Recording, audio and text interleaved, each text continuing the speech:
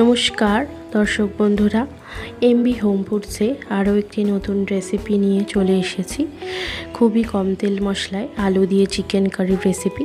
Chicken curry অনেকেই অনেক রকমভাবে বানিয়ে থাকেন, আমি কিভাবে বানাই সেটাই আজকে আপনাদের সাথে শেয়ার করি। তো চলুন, প্রথমেই আমি এখানে ডুমো ডুমো সাইজের আলু কেটে লাল লাল করে প্রথমে ভেজে তুলে রেখে দেব।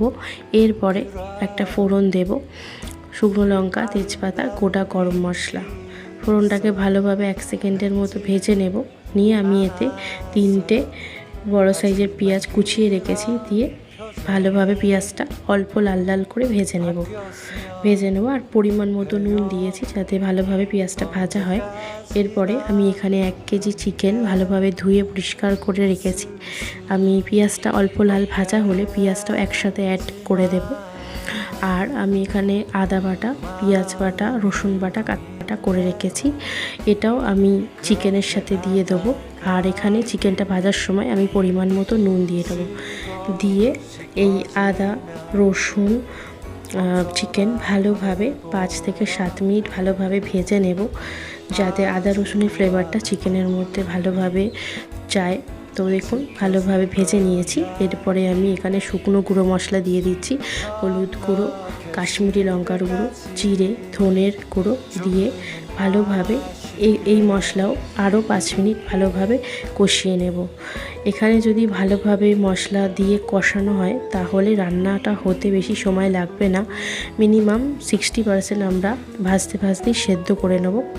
এরপরে আমরা চিকেনটাকে ভালোভাবে ভেজে নেব। দেখুন আমি দেখিয়ে দিয়েছি, ভালোভাবে চাপা দিয়ে দিয়ে ভেজে নিতে হবে।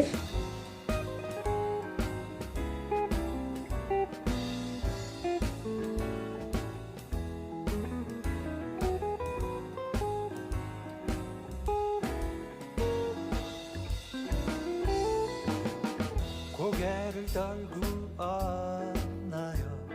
아직 오늘인데 눈물은 감추지 마. চিকেন আমাদের ভালোভাবে কষানো হয়ে গেছে এবং চিকেনটা অনেকটা সিদ্ধ হয়ে গেছে। এরপরে আমি ভেজে রাখা আলু দিয়ে দেব আর একটা বড় সাইজের টমেটো দিয়ে টমেটোটাকেও ভালোভাবে চিকেনের সাথে ভালোভাবে কষিয়ে নেব। দেখুন দিয়ে দিচ্ছি আমি এখানে একটাই দিয়েছি বড় সাইজের টমেটো। আপনারা চাইলে এখানে একটা ছোট টমেটো আর দইয়েরও ইউজ করতে পারেন। আমার কাছে দই ছিল না, নাহলে আমি দইয়েরও ইউজ করি। তো আজকে আমি শুধু টমেটো দিয়েই করেছি। দেখুন ভালোভাবে টমেটোটাও গলে গেছে। টমেটোটাও ভালোভাবে কষিয়ে নিয়েছি চিকেনের সাথে। এরপরে আমি ঝালের জন্য 4টে কাঁচা লঙ্কা চিড়ে দিয়ে দিয়েছি। যেহেতু এখানে আমরা শুকনো লঙ্কার গুঁড়ো ইউজ করিনি, শুধুমাত্র কাশ্মীরি লঙ্কার গুঁড়ো ইউজ করেছি, সেই জন্য ঝালের জন্য আমি 4টে লঙ্কা দিয়ে ভালোভাবে নেড়ে চেড়ে নেব। এরপরে আমি এখানে পরিমাণ মতো গরম জল ইউজ করব। আপনারা গরম জল ইউজ করবেন, গরম জল ইউজ করলে টেস্টটা খুবই ভালো হয়। এখানে খুব বেশি জল আমি দিইনি, আলু আর চিকেনটা যাতে ভালোভাবে ডুবে যায় সেই রকম জল দিয়েছি, কারণ চিকেনটা কষানোর সময়তেই আমাদের 70% সেদ্ধ হয়ে গেছে। তাই আমি এখানে অল্প পরিমাণ জল দিয়ে 5 থেকে 7 মিনিট ঢাকা দিয়ে রান্না করে নেব।